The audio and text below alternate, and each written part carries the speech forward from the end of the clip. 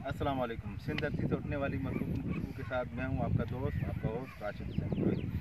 मुख्तलिफ बीमारियाँ, मुख्तलिफ फसल और उनका हल और उनका इलाज और आपके मुफीद मशवरों के साथ प्लीज़ मेरे YouTube channel agriculture Rashid Hussain को सब्सक्राइब कीजिएगा, लाइक कीजिएगा और हमारी वीडियो को शेयर कीजिएगा। चलते चलते आज जिस क्रॉप में खड़ा हूँ ये ओनियन क्रॉप है, लेकिन ओनियन के दो क्रॉप्स होती हैं। एक होता है जिससे हम सीड तैयार करते हैं, जिसे हम सिंधी में चोप कहते हैं, टेक्निकल सिंधी वर्ड चोप है। और दूसरा जो हम प्याज जो लगाते हैं प्याज के लिए। तो जिस क्रॉप में खड़ा हूँ ये जो हम बीज तैयार करते हैं ओनियन का, प्याज का, ये वो क्रॉप। अच्छा, ये हुआ कि कुछ जो टेम्परेचर की चेंजिंग, जो अपना क्लाइमेट है, इसकी चेंजिंग की वजह से फंगल अटैक्स इतने हो गए क्रॉप के ऊपर कि सौंफ के फसल के ऊपर, ओनियन के ऊपर और दूसरे वेजिटेबल्स इनके ऊपर बहुत ज़्यादा जो है इफेक्ट आया है। लेकिन इसमें ये हुआ है कि इस मरतबा जो सॉइल बॉर्न डिजीज़ हैं, जो ज़मीन से लगने वाले फंगस हैं, उनका बड़ा इफेक्ट हुआ है क्रॉप्स के ऊपर, खासकर आपके सौंफ के ऊपर और ओनियन के ऊपर। अब जिस क्रॉप में मैं खड़ा हूँ मैं आपको दिखाता हूँ यहाँ पर किस तरह इफेक्ट किया है, उसके कुछ प्लांट्स भी आपको दिखाऊंगा और उनकी ट्रीटमेंट किस तरह की जाएगी। अब ये क्रॉप आप देख रहे हैं, ये सीड है, अगर जफर आपको दिखाएंगे तो ये जिसे हम सीड तैयार करते हैं, जिसे हम सिंधी में चोप कहते हैं।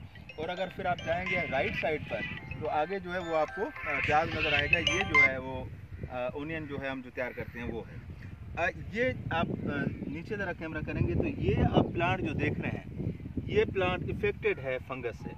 अब ये फंगस जो आया है, ये सॉइल बॉर्न डिजीज जिसे कहें, सॉइल फंगस जिसे कहें, रूट रॉट जिसे हम कह सकते हैं। तो ये पौधे को आप देख रहे हैं, इसकी ये कंडीशन है। अगर इस पौधे को मैं निकालता हूँ तो कैमरा को ज़रा जूम करेंगे तो ये आप देखें कि ये गल सड़ गया है और इसमें कुछ कीड़े भी पैदा हो जाते हैं जब ये गल सड़ जाता है। अब इसका जो बेसिक ट्रीटमेंट है इसकी वो जो यही है कि आप फंजीसाइड्स को फर्टिगेट करें। जैसे थायोफिनेट मिथाइल जो है उसका तकरीबन 500 ग्राम्स जो है पर एकड़ आप फर्टिगेट करें। और उसके बाद आपने फर्टिलाइज़र्स को मैनेज करना है। अच्छा, आपने अपना सल्फ़र बेंटोनाइट अर्ली स्टेज में अगर आप यूज़ करते हैं वो भी बेहतर रहता है। उसके बाद आप चले जाएं, अमोनियम सल्फेट अगर आप यूज़ करते हैं तो उसमें भी सल्फ़र की वो तादाद मौजूद है जो इस फंगस को कुछ कंट्रोल करता है। तो ये सॉइल बॉर्न डिजीज़ जो ज़मीन के अंदर फंगस आते हैं इन पे इफेक्ट करता है। तो इस तरह आप इस क्रॉप को देखते जाएंगे जी, आगे आएंगे तो ये भी देखें इफेक्टेड है। इस तरीके से आगे जो प्लांट्स हैं वो कैमरा की आंख से आप देखेंगे कि ये इफेक्टेड हैं। अब मसला ये हुआ है कि इसको तकरीबन 1 महीने से पानी नहीं आया। अब पानी न आने की वजह से हम इसमें फर्टिगेट नहीं कर सके, थायोफिनेट मिथाइल या इसकी ऐसी कोई ट्रीटमेंट नहीं कर सके जिससे इसका हम मुकम्मल इलाज कर सकें।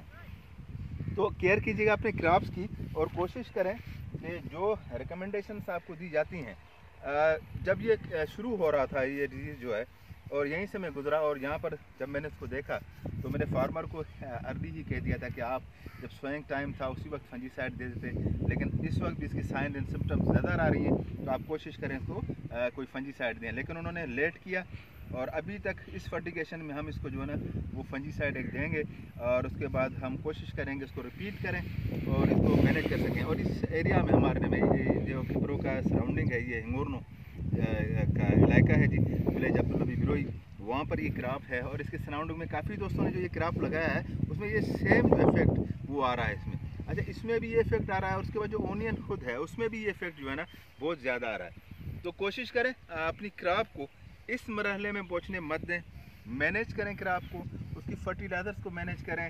और उसके साथ ये जो फंगल डिजीज़ जो आपकी क्लाइमेट चेंज होती है, जैसे दिन गर्म हो जाते हैं, रातें ठंडी होती हैं, शबनम पड़ती है जो है ना, उसकी वजह से ये फंगल डिजीज़ जो है, इस फंगस के जैसे कि स्पोर्स होते हैं, ये फ्लाई करते हैं तो जब जहाँ पर ये गिरते हैं वहाँ पर ये इफेक्ट करते हैं। तो ये डिजीज़ जो है बढ़ता जा रहा था, आज इसे फर्टिलाइज़र भी दिया है और हम कोशिश कर रहे हैं कि इसमें थायोफिनेट मिथाइल का जो है ना हम इसको फर्टिगेट करें और उसके बाद मेटल एक्सेल मैंकोजेब और का जो है ना वो भी स्प्रे हम इसके ऊपर करें। तो ये एक ऐसी चीज़ थी, मैंने सोचा आपको दिखाऊं। ये इशू हमारे पास बहुत आ रहा था ओनियन में। अपनी दुआओं में याद रखिएगा और अपनी फसल की जो है ना बेहतरीन मैनेजमेंट करने के लिए किसी अच्छे दोस्त के साथ रब्ता ज़रूर रखें। अल्लाह ताला आप सब लोग को खुश रखे, आप जहाँ भी रहें खुश रहें। अपनी दुआओं में याद रखिएगा। मेरे चैनल को एग्रीकल्चर राशिद हुसैन को सब्सक्राइब कीजिएगा, लाइक कीजिएगा, शेयर कीजिएगा और अपने मुफीद मशवरे जो है ना वो लाजमी आप अपने कमेंट्स में हमें दीजिएगा। इस दुआ के साथ आपसे इजाज़त चाहते हैं।